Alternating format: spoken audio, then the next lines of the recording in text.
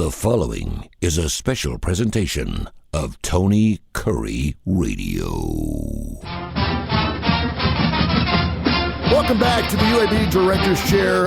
It is Mark Ingram on the left-hand side of the screen, Tony Kurre here. And, of course, if you're listening on our podcast, you're not watching our YouTube channel, the Tony Kurre Radio YouTube channel, then you're actually listening in your left-hand side and listening in the right side, which is great either way. We're available wherever you get your favorite podcast. And, of course, we love it when you listen to the TKR app. The show is played at least 5 times a week. I think it's 3 o'clock Monday through Friday right here on Tony Kurre Radio. Mark, how you doing, brother? What's going on? Happy summer to you. How you doing? Everything, I guess we're inside 90 days, and it just seems like every time we do a show, we're just getting a little bit closer. But how are you? Everything good? Yeah, all good here, man. Yeah, in fact, Greg Wheeler, who works for Learfield IMG here, Blazer Sports Properties, he said to me today it's 63 work days. Oh, until kickoff. We're going to start counting days to Christmas before you know it. He's taking out holidays and weekends and all that. I was like, well, I know Greg, and work days are Saturdays and Sundays, so we're going to count those days too, because I know he doesn't take any, and I know you don't take any time off either. So let's go ahead and make it the 90 plus days. I couldn't believe that when he said that. I was like, okay, that just got very real, didn't it? that's pretty. I'm still trying to take a vacation. Yeah, that's like 7 more Tuesdays, something like that. Yeah, if you want to make it that much smaller. So I was talking to you before I hit the record button. And we usually have a discussion on what we're going to discuss or talk about before we do the show. Recently, I hit the record button. You can hear it, so you know when I'm putting the record button. I'm not doing anything you don't know, so everything's on the record here. Yeah. But I do retain the right to edit as we find fit. We've never had to do that. But I did want to ask you today, I'm seeing the story out of the ACC now where North Carolina State Legislature is advancing a bill that will require the state's 2 largest schools, North Carolina State, to play each other in not only football, but also basketball. They also want a couple of other smaller schools in the state to be part of some type of round robin with those 2 major schools. They're saying, listen, you guys can do whatever you want. The tectonic plates and the changing, and as far as I know, the ACC as of Friday, the 7th of June, the ACC is still relevant and still around. It hasn't dismembered or been disbanded. But just in case, they want to make sure that the states are going to make their money and that the state schools are going to continue to play each other. And I know that was something, we're Auburn, Alabama. I know UAB's got rivalries. You want to make sure that you're playing those schools. This is just one of those many things that I think a lot of people don't really think about on the bigger scale of what's going on with this antitrust settlement and everything else that's going on in college sports. Can you, first of all, talk about that a little bit? How is it going to affect your scheduling? Because you spoke last week, your scheduling goes out 7, 8, 9 years sometimes. And what are some things that perhaps your normal fans not really thinking about big picture? Or can you share those things with us? Yeah, I think what the bill in North Carolina is not to get North Carolina to play NC State. They're in the same conference. It's about trying to get North Carolina to play Appalachian State and Charlotte and East Carolina, and same thing with NC State. Try to get them all to play these other schools. I also heard that will never make it to the Senate floor. So I think somebody's proposed it. Somebody else is going to squash it, But I think it probably does what it intended to do, which is make a point, say, hey, you guys should play, it's good for the local economy. It's good for these schools, play each other, spirit of competition, whatever. Everybody can have their own opinion as to whether or not that's good or bad. I remember when I was at Tennessee, Tennessee fans didn't want us to play Memphis. But now people who lived in Memphis that were Tennessee fans, they kind of liked it. But then some of them would say, hey, man, we got nothing to win here. I don't want to do this. And I see both sides of it. I think any healthy competition is good. I know that both coaches need to win. There's value to the win, and there's harm in the loss for both. That's why you play. That's what makes it a good game. That means there's something meaningful behind it that should be considered. So I don't know that that'll ever become law in the state of North Carolina, but it's also, and part of the reason why it may not is because it's so hard. You've, as I've said here, I've got a lot of my non-conference scheduling in football done eight years from now. We're booked. I know this has been an argument, and it's been around as long as I've been doing sports radio for 30 years, but what is the main reason why UAB and Alabama can't play each other in some common sports? I mean, I don't know that we can't. We play each other in a lot of things. We play each other in baseball and softball every year. Yeah. The coaches are great. Again, scheduling's done pretty far out. I know that there have been discussions about that before. It's just not as simple as some probably want to make it seem. And like in men's basketball, those schedules actually are done year to year. But like we played Drake at home this coming year, we got to go back to Drake. So there's a game that we didn't have to schedule this year. We scheduled it a year ago, but it's for this upcoming December. Now if Drake backs out, they back out or something like that, theoretically. But you also get into these home and homes where, you got to return a game to the other place or they're coming here. And you get into these, what we call an MTE, that's a multi-team event. Those are usually around Thanksgiving. That's when you see these schools go to the Maui Classic or the Alaskan Shootout, these kind of things. You get into that stuff, but you book those way out in advance. That consumes a week. There's not a ton of non-conference basketball before you get into the meat of your schedule. So is it easy? Is it easier? I mean, I would think it would be a lot easier because you're playing 30 plus games, but how difficult is it to schedule someone in a basketball game? I mean, you got 7 days out of the week. You can play 3 games a week. I wouldn't think it'd be that difficult. If you wanted to play someone, could you not just call them up and say, let's add a game? You can say that, but I mean, between the Thanksgiving holiday, the Christmas holiday, final exams. So like if we were talking about us in South Alabama, well, our exam week may not be the same as their exam week. Could be, but it probably isn't. So during our exam week, we don't want to play anybody. Yeah. Right? Or maybe we'll play a home game, but not an away game. Well, they're the same way. So you've got 2 weeks there, later in Thanksgiving, later in, sort of Christmas holiday time. There's just not as many. It's just not as many as you think. And we don't start playing until the first week of November. So you don't, and then you get into conference either the last couple of days of December or definitely by the first or second day of January. So you don't have 2 months. You've got more like 5 weeks to schedule your non-conference schedule in there. Now you got me. Mark Ingram joined us here, of course, as the UAB athletic director. You know that this is called the UAB Director's Chair. It runs every week on Tony Kurre Radio, and of course, wherever you get your favorite podcast, right here on the YouTube channel. You got me fired up when you brought up this thing several months ago, and we get emails about it almost every single week about doubling the number of teams in the NCAA basketball tournament. Now that the NCAA has gone through this lawsuit. And we have settled things out, and obviously they've lost a little bit of their backbone, if not most of it, and that is their grand moneymaker. They make nothing from the CFP. It's a totally different entity. Do you see a push now for them to want to add a game or perhaps add another 64 teams or to a field? And I don't hear anything about that. It's everyone I've talked to, and they hear us speaking. They're like, ask Mark about that again because I think it's a great idea. Is that something that's going to happen? And if it does, how soon will it happen? Yeah, I think it'll move to 96. I wish it would go to 128, but any expansion is positive to me.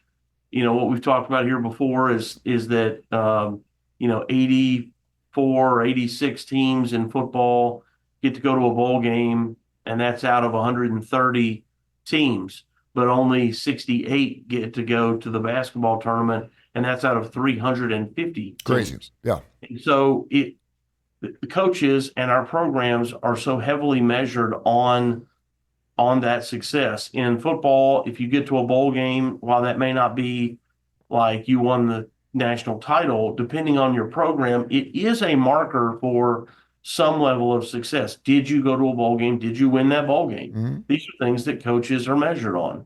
If you can be in bowl games, that's positive. That's the same way with the basketball tournament. Coaches are measured on, did they make it? Did they make the tournament? Did they not make the tournament? How many games did they get? How deep into the tournament did they get? They're measured this way. And I just think it's an unfair way to measure. It's just what it is, and it's how your fans view it. We're not going to be able to change society and the way all these people think. It's just, to me, it's an opportunity to give more teams a chance to play. That's the most fun of the tournament, quite candidly, to me, is will UAB beat San Diego State. Boy, what a great matchup that is. Will was it Yale that beat Auburn? Whoever beat Auburn, Harvard, who did they play? Yale? Yeah. Yale beat Auburn this past year. Nobody thought that was going to happen. But, it's if you're not an Auburn fan, it's an incredible game. If you're an Auburn fan, it's not an incredible game. But if you're any other sports fan, you look at it and you go, man, that is David versus Goliath, and that's fun. It's fun to see. So I'm all for it. So you're hearing 96? That's the first time you've thrown a number out.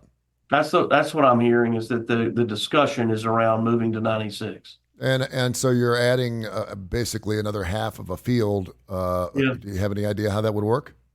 No. Okay. No. Yeah, right now you're looking at what could be 28 more schools. I hope that they'll look at it, equitably. I don't think anybody wants to see the 12th Big Ten team in the tournament. I'm not for expansion so that we can see, the number 11 Big Ten or SEC team. That's not what people want. What people want is that second, call it the American Conference championship game loser, the second team, that didn't win the championship but was in the championship game. Like, that's a good basketball team. Like, that's who I want to see in there. Do you like the idea of doing away with divisions and just having the top two teams from each conference? Because as these conferences get bigger, the SEC is going to that. Is that something that you dig, just to make sure you get the best two teams? Or geographically speaking, does it play out better to have divisions? No, we're doing it in football, and I think we will in basketball too. But the American did it in football. We've moved away from divisions just to have the top two teams play in the championship, which gives us the best chance at either being in the college football playoff or the team in the New Year's Six bowl game. Yeah. So we feel like that's why that's meaningful. That's why we're doing that. I think other conferences are all pretty much moving to that. In basketball, that's a little tougher to do, to predict, what you're going to be. But we tried it in the American this past year. You just take the preseason top half, and they play each other more than they play the bottom half, and all that is to try to increase your net rank. All right. He is the athletic director for the UAB Blazers. We've been doing this show for a couple of years. We do have another special show kicking off sometime this summer, probably sometime in July. It's going to include, of course, a couple of well-known coaches with the UAB faithful, and we're talking Trent Dilfer and, of course, Andy Kennedy. So we'll have some more details on that coming up, as we can allow you to know. Coming up in July, we're really, really excited about that. We always talk about classic rock. You're a classic rock guy. I love this time of the year because it does get us a chance to stretch our legs a little bit and talk about things that normally we wouldn't during college football or basketball season. I saw this story, and I had to explain it to you because I didn't want to take 15 minutes to explain it to you, because if you're not into politics, I'm not, but it's hard to get away from the story. This whole Judge Alito situation, the Supreme Court justice, who evidently at his house had his flag flying upside down. We've come to find out, long story short, that his wife was the one to put his flag up upside down. He asked her to take it down, please take it down, and she did not do it. She's like, no, I'm leaving it up. She was trying to make a neighbor down the street angry, and it worked. I saw this story where Steve Perry, who I think is like 71 or 72 now, and is singing an octave lower. He has sang with a couple of bands, Toad the Wet Sprocket, I think. He's done a couple of things, where he just shows up at some shows and sings some songs. He sounds fantastic. He's really feeling it. He wants to get back on the road. Now, Journey, I don't know. I've seen Journey. I hear Journey. The guy singing for Journey is fantastic. He can sing better than Steve Perry can right now. Now, I'm not saying he couldn't do it back in the 70s and 80s, but right now, he sounds as good as Steve Perry did back in the 70s and 80s.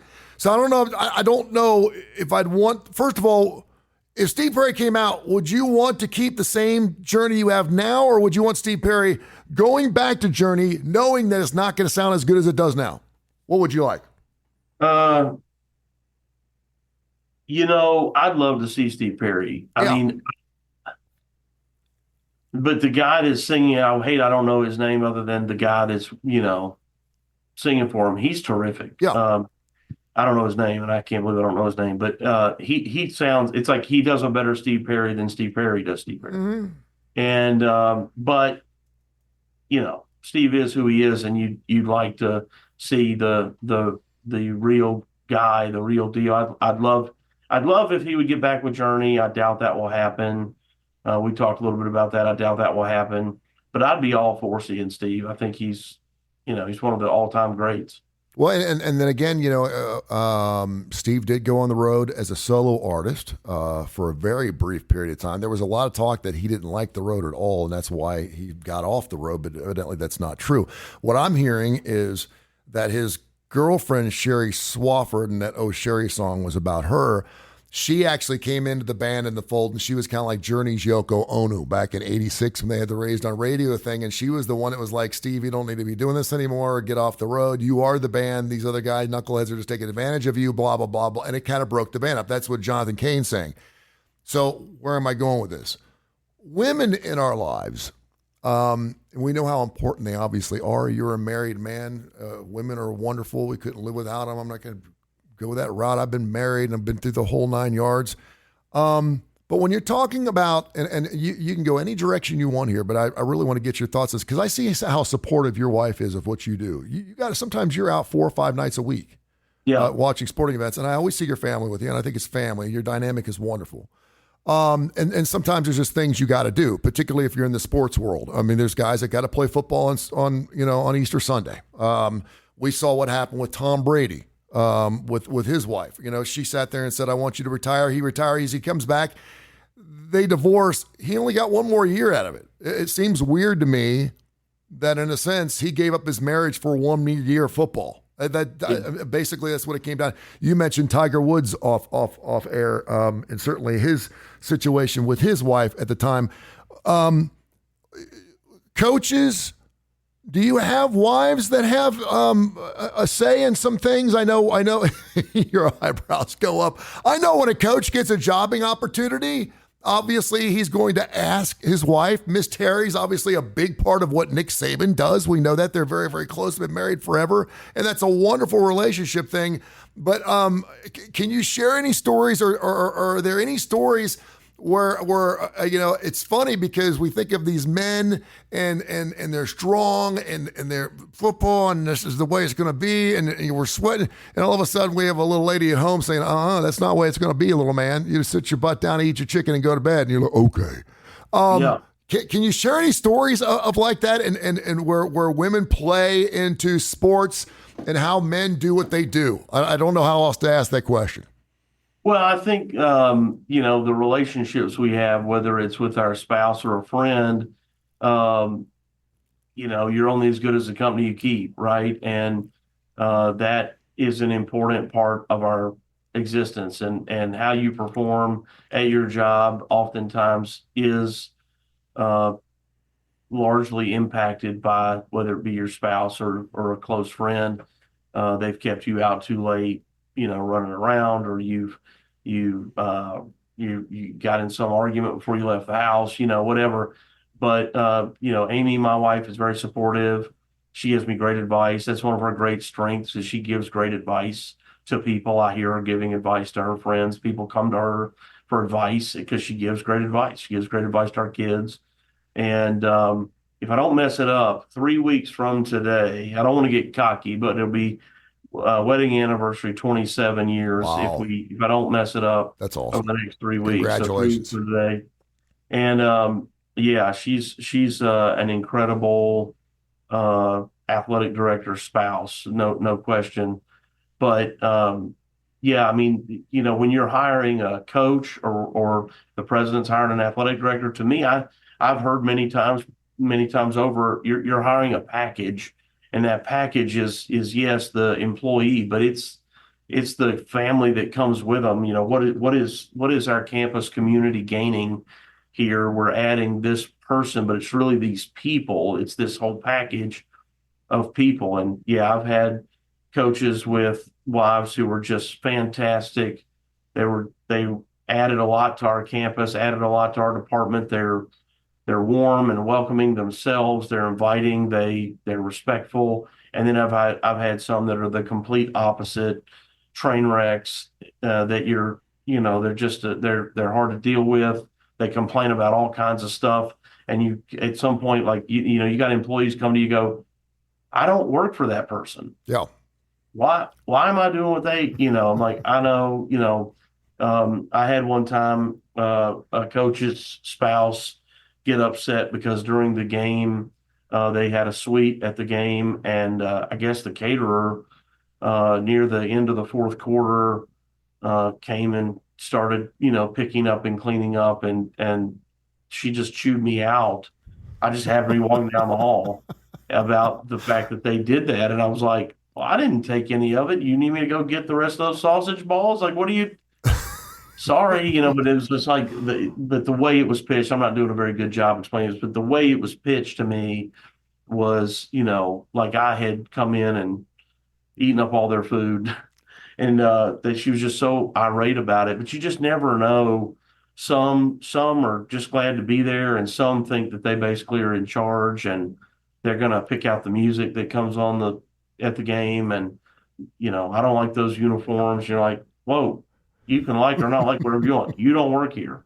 And then, like I said, some are just saints. Some are fantastic. It's a mix. Yeah, the dynamic there is just so cool because you're not talking about a 40-hour-a-week job. It is jobs where you're playing holidays and you're coaching. And all I've heard during at least the last couple of years is just how much difficult. And Nick Saban will tell you, he kind of hung it up because he's kind of over it. He's kind of like done. I mean, he didn't specifically say the NIL or the transfer portal or anything else, but it was just too much all at the same time. And you wonder, I don't know if there'd be really interesting to see if there's some type of study about marriages and how successful they are for people or coaches and or athletes. Because it is, you're in the public eye. I for some reason, I think of Patrick Mahomes. I guess it's his girlfriend. I don't know if it's his wife yet, but she's all over the place. And she likes attention. She does like attention, and it appears that she likes attention. She absolutely, and dresses like it too. And he seems to have no problem with that. He kind of lets her go off and do her thing, and that's why the Tom Brady Giselle Bundchen thing to me is just. I'm still scratching my head going, first of all, I can't believe they got divorced so quickly, how they got that done. But they just seemed like they were kind of quiet, and they were two of the most famous people in their respected industries. And they pulled it off. We thought they did. And I just always thought that was really interesting because, you're an athletic director now, and you've been married for 27 years and 3 weeks, but you weren't when we first got into athletics. So you didn't know whether you were going to be a player. You didn't know whether you're going to be a coach. You didn't know whether you're going to be an AD. And so you need a woman that's willing to grow with you and explore those avenues of potential and opportunity throughout your life. And I guess, it would be really interesting. Maybe that's what the Tom Brady Giselle Bundchen thing was, because in most cases, when you're an MVP and a Super Bowl winning quarterback, you are, for sake of a better term, the breadwinner. You do have the most important job in the family, although a lot of people would say she made more money than he did during his career. And so maybe she can put her foot down, but that's certainly something they have to discuss. But kudos for you for making it right. I can only speak, I've been out in the public eye for many, many years, and there were a lot of times where, it was 2, 3 a.m. things. Yeah. And, certainly when you have children and things come into play, things got to change, and it takes both sides to make that happen. And again, you always talk about we have to communicate. We have to communicate. And for the most part, when you meet somebody that's already a successful ball player or coach, you kind of know what you're getting yourself into. You can't don't use the line, you knew what you were getting yourself into. It does not work. Right. She knows and he knows. And maybe we'll start seeing that as more WNBA players are becoming more famous. And now I will say this. I had one time, I'll tell this story, this is funny, that I can remember once in our marriage where I went out on a guy's night out. Mm-hmm. So we were living in Missouri. I was at the University of Missouri at the time, and our kids were little. And I had this friend who, I guess him and like his college friends, I don't know, it was every other month, they would just have a guy's night out. They just go up to the local restaurant, have a few. I took it as they went up there without their wives and kids, had dinner, a couple beers, and went home. Yeah. So Amy encourages me. She's like, "You should go with them. That'll be fun. You never do that. You should go." Okay, so I got the friend. I don't know his 2 college friends. I don't know them. I think maybe I'd met one of them once. So we go to this place. We have a beer, and then now we're going to go to this other place. And I had a cell phone, but we didn't use our cell phones. I don't think texting existed yet. Yeah. And I called Amy and said, hey, they want to go to this place. She's like, go, just listen, whatever, just go. So, that leads to another place, which leads to another place. And now it is crazy late. And I mean, it's like a weeknight and it is seriously 1 or 2 o'clock in the morning. And I have been thinking for 3 hours, oh my God, I got to go home. Oh my God. Because this is not my speed. So my phone, of course, my cell phone battery is getting low and we're finally heading home. They're going to take me back. My car is like 2 blocks from my house. They're going to take us there and then I got to get home. And I call Amy, or maybe she calls me, kind of like now it's gone from do it, have fun to like, where are you? Yeah. And as she calls and I answer the phone, I'm like, hey, sorry, we're headed home now. And as I'm saying that, totally unrelated to us, coming in the opposite direction is like 5 police cars going to something. Right? They're going in the other direction. Hear the sirens. It has nothing to do with us. But I mean, the sirens are. And so all Amy can hear in the back is, I don't know, one of these idiot friends of my buddy.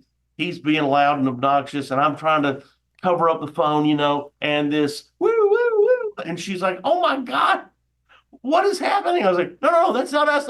And then my phone dies. My phone dies while all the sirens and all the stuff. Oh, that's great. And I don't get home for like another, 30 minutes before I actually walk in the door. And she was like, I swear I thought you were getting arrested. That's hilarious. It wasn't that wild of a night. It was just late. It was just late. Well, that's where trust and loyalty come into play. I'll share this with you. I first got to town Christmas night, 1988. And I had a young lady in Louisville, Kentucky, who was moving down here with me. I went to her father and I said, I'm not going to marry her yet, but I want to, and I want her to move with me. And so I had his blessing. I mean, I was doing everything right. And she came down and moved down here in March or April. Well, the first night she was in town, I had to be the MC for the Miss Hawaiian Tropic Beauty Pageant at Jitterbugs. Tough duty. Yeah. And, I'm getting paid, $150 an hour. I'm making some extra money on the side. It's where I wish I had $1 for every one of those gigs I did in the last 35 years. And so she hears me on the air talking about join me out here for this blah, blah, blah, blah. And she's like, you ain't going. And I said, and I got off the air at 7:00. I needed to be there at 8. And I'm like, what are you talking about? She's like, you're not judging some bikini contest. You do that, it's over. And then it was her first night in town. So I call my boss and I'm going, and I'm this young 21-year-old firecracker. Yeah. And I'm calling my boss and I'm like, hey, listen, is there any way? And he's like, no, they're doing this for you. And he's like, if you don't show up, you're fired. Yeah. And I said, you're putting me between a rock and a hard place. And obviously it didn't work out, but I'll never forget that. I remember her putting her foot down saying, you're not going. I was like, this is what I do for a living. I said, in case you don't know. And I had done that. She lived in Louisville, Kentucky. I did it in Louisville, Kentucky once or twice a week. So she knew what I did. Yeah. But that just goes to show it didn't last much longer than that. But anyway. But we love the ladies in our lives. And I'll tell you this, man, and there's nothing better than after having one of those late nights and tough days and stressful days at work, having that beautiful, understanding, honorable, and loyal wife and or girlfriend waiting for you at home. So congratulations on your 27 years. That's fantastic. Not there yet, Tony. Don't get cocky. One day at a time, my friend. Not one day at a time. Yet. All right, UABsports.com. UABsports.com is the way to go. And, of course, we're just rolling right through summer. We continue to do our show. info@TonyCurryRadio.net. Send those email questions, and I'd love to see those info@TonyCurryRadio.net. And also, of course, our other show with UAB. Beyond stoked and excited for this thing coming up in July. Details coming up shortly. Thank you, sir. Appreciate you. Have a great week. Yeah, man. Thanks. You too. This has been a special presentation of Tony Curry Radio.